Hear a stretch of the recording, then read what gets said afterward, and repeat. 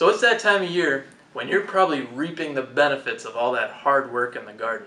If you're like me, you get kind of excited about fresh veggies this time of year.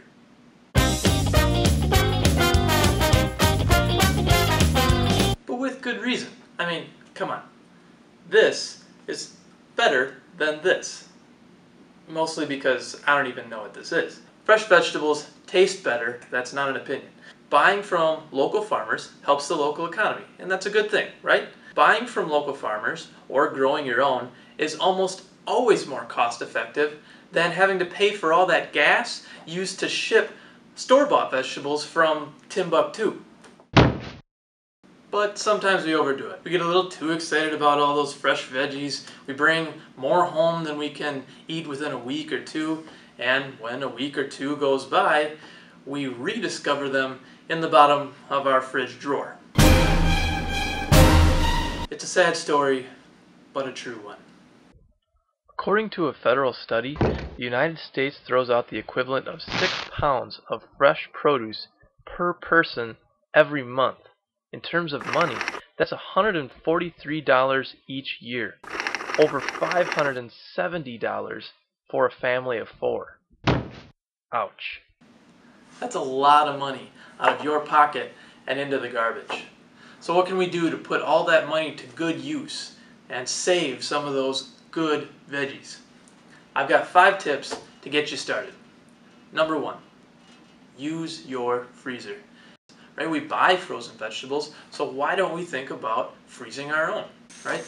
Just rinse and prepare them, then toss them in a Ziploc freezer bag or an airtight Tupperware container and throw them in the freezer. They'll stay fresh that way for up to 6 months.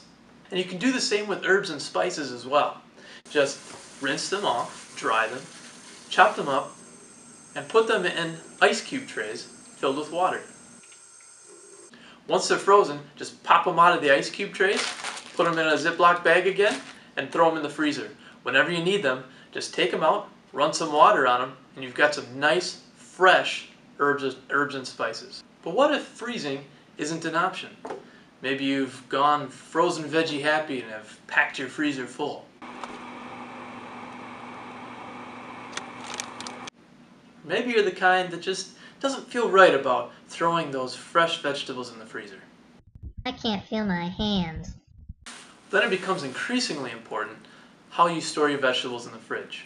The 3 things to remember when keeping veggies in the fridge is clean, cool, and dry. That's especially true when it comes to lettuce.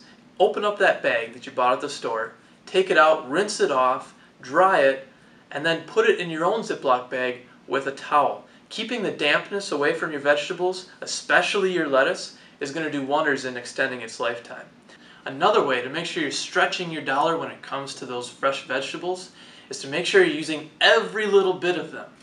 To do that, put a Tupperware container in your fridge and use it to store all those little extra bits and pieces. You know, the little bit of extra onion that was left over from the recipe, or that half-baked potato that you didn't quite get to at the end of your meal. A lot of times those items in your fridge will just go to waste because you don't have a use for them. Whenever you've got a recipe coming up, just check this bowl first to see if you've got any little bits and pieces that can be used for that recipe. There are also some great online tools to help you use your food more efficiently and plan ahead for your meals. Supercook.com is one of those.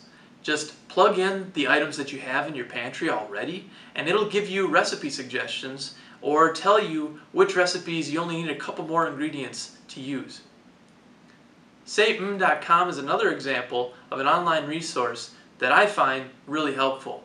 Once you've got the recipes that you're going to make, put them on the days you plan to eat them, and even map out days where you think you'll have enough leftovers to account for a meal.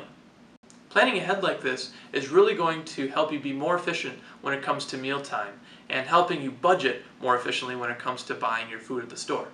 Even when putting these things into practice, it can still be difficult to keep up with the life of your vegetables. If your vegetables have already gone past their lifespan or they're getting close to the end, don't just toss them out.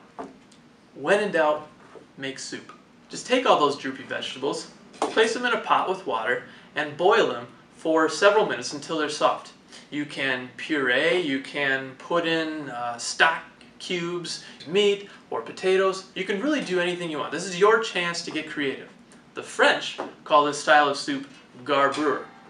Oui, it's delicious. So you can even feel fancy making it. So there you have it. Those are the 5 tips. Use your freezer more efficiently. Be smart about how you store your veggies. Clean, cool, and dry. Organize that fridge. Get a Tupperware container to place all those extra bits and pieces. Use a couple of internet resources like Say and Supercook. And number 5, when in doubt, make soup. Thanks for joining me for this edition of Pocket Change. I'll see you next time.